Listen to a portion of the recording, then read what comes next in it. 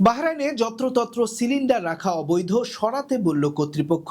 সৌদির জেদ্দায় প্রবাসীদের শৃঙ্খলা বজায়ের অনুরোধ বাংলাদেশ কনসুলেটের। দুবাইয়ে নকল সোনার বার বিক্রি, 9 জন দোষী সাব্যস্ত। কুয়েতে সাহেল অ্যাপে নতুন সুবিধা, ডাউনলোড করা যাবে রেসিডেন্সি সনদ। এসব খবর নিয়ে আজকের মধ্যপ্রাচ্যের নিউজ আপডেট, সাথে আছি আমি মাহবুব শারক। শুনছিলেন শিরোনাম, এবার পুরো খবর। বাহরাইনের মুহাররাক গভর্নরেট কর্তৃপক্ষ নাগরিক ও বাসিন্দাদের গ্যাস সিলিন্ডারের বিষয়ে সতর্ক করেছে। কর্তৃপক্ষ জানিয়েছে, বাড়ির বাইরে ফুটপাত, রাস্তা বা সরকারি জায়গায় গ্যাস সিলিন্ডার রাখা অবৈধ এবং বিপজ্জনক কাজ। গ্যাস সিলিন্ডার অবশ্যই বাড়ির ভেতরে নির্ধারিত ও নিরাপদ স্থানে রাখতে হবে। দেশটির ডেইলি ট্রিবিউনের খবরে বলা হয়েছে, রাস্তা বা ফুটপাত মানুষের চলাচলের জন্য তৈরি, গ্যাস বা সিলিন্ডার রাখা বা গৃহস্থালির জিনিস রাখার জন্য নয়। কর্তৃপক্ষ বলছে, এই ধরনের ব্যবহার বাহরাইনের পাবলিক রোডস অকুপেশন আইনের লঙ্ঘন করে। বাড়ির বাইরে রাখা গ্যাস সিলিন্ডার পথচারীদের চলাচলে বাধা সৃষ্টি করতে পারে, যানবাহনের গতি কমাতে পারে এবং আবাসিক এলাকার সৌন্দর্য নষ্ট করে। পাশাপাশি সিলিন্ডারের আঘাত, ক্ষতি, অন্য কারো হস্তক্ষেপের ঝুঁকিতে থাকে। সবচেয়ে বড় বিষয় হলো, জরুরি পরিস্থিতিতে এসব সিলিন্ডার অ্যাম্বুলেন্স, ফায়ার ইঞ্জিন এবং রক্ষণাবেক্ষণ কর্মীদের প্রবেশে বাধা দিতে পারে।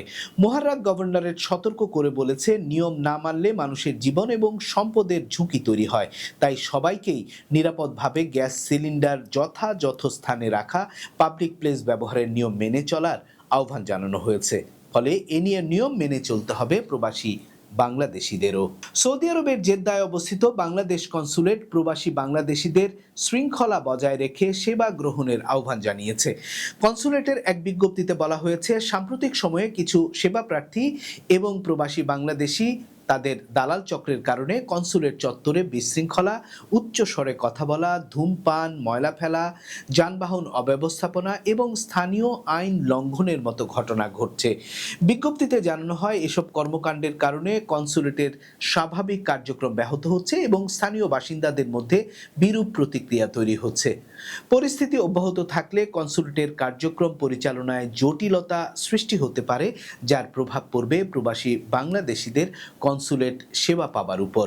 এমন অবস্থায় কনসুলেট সেবা নিতে আসা প্রবাসী বাংলাদেশিদের শৃঙ্খলা, পরিচ্ছন্নতা এবং স্থানীয় আইন কানুন মেনে চলার অনুরোধ জানিয়েছে।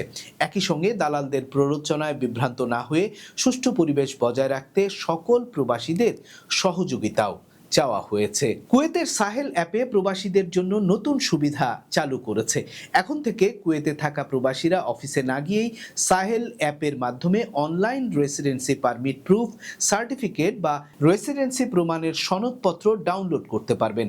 কুয়েতের স্বরাষ্ট্র মন্ত্রণালয় এই তথ্য নিশ্চিত করে জানিয়েছে, নতুন এই ইলেকট্রনিক সেবার মাধ্যমে বৈধ রেসিডেন্সির প্রমাণপত্র প্রয়োজন হলে প্রবাসীরা দ্রুত এবং সহজে সংগ্রহ করতে পারবেন।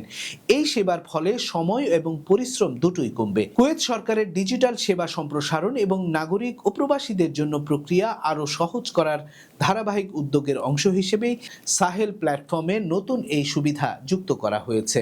অর্থাৎ এখন থেকে রেসিডেন্সি প্রমাণের সার্টিফিকেট পেতে দীর্ঘ প্রক্রিয়ার প্রয়োজন নেই। সাহেল অ্যাপ ব্যবহার করে ঘরে বসেই পাওয়া যাবে প্রয়োজনীয় ডকুমেন্ট। কুয়েতে থাকা সকল বাংলাদেশি সহ সব প্রবাসীদের জন্য এটি একটি গুরুত্বপূর্ণ ডিজিটাল সুবিধা হিসেবে বিবেচিত হচ্ছে। দুবাইয়ে প্রতারণার মাধ্যমে স্বর্ণ বিক্রির ঘটনায় 9 জনের বিরুদ্ধে শাস্তির রায় দিয়েছে আমিরাতের একটি আদালত। সেই সাথে আদালত ওই 9 জনকে একটি কোম্পানির কাছ থেকে নেওয়া 25 লাখ দিরহাম ফেরত দেওয়ার নির্দেশ দিয়েছে, যা বাংলাদেশি মুদ্রায় প্রায় 2,56 লাখ টাকা। ঘটনা শুরু হয় যখন একটি প্রতারক চক্র একটি কোম্পানিকে 8টি ভুয়া স্বর্ণের বার কিনতে উৎসাহিত করে। তারা জাল পরিদর্শন সনদ, আসল স্বর্ণের সাথে মিল থাকা একটি নমুনা এবং কূটনৈতিক নম্বর প্লেট ব্যবহার করে একটি গাড়ি দেখিয়ে কোম্পানির কর্মকর্তাদের বিশ্বাস অর্জন করে।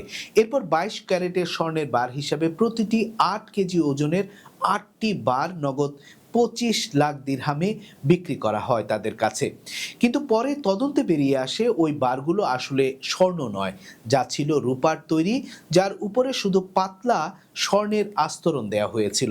দুবাই আদালত অভিযুক্তদের প্রতারণার অপরাধে দোষী সাব্যস্ত করে পুরো 25 লাখ দিরহাম ফেরত দিতে নির্দেশ দিয়েছে। পাশাপাশি ক্ষতিপূরণ হিসেবে আরও 4 লাখ দিরহাম, যা বাংলাদেশি মুদ্রায় প্রায় 41 লাখ টাকা পরিশোধের আদেশ দেয়া হয়েছে। স্বর্ণ কেনাবেচার ক্ষেত্রে যাচাই বাছাই ছাড়া বড় অঙ্কের লেনদেন কতটা ঝুঁকিপূর্ণ হতে পারে, দুবাইয়ের এই ঘটনা তার একটি বড় উদাহরণ। এই ছিল আজকের মধ্যপ্রাচ্যের নিউজ আপডেট। আল্লাহ হাফেজ।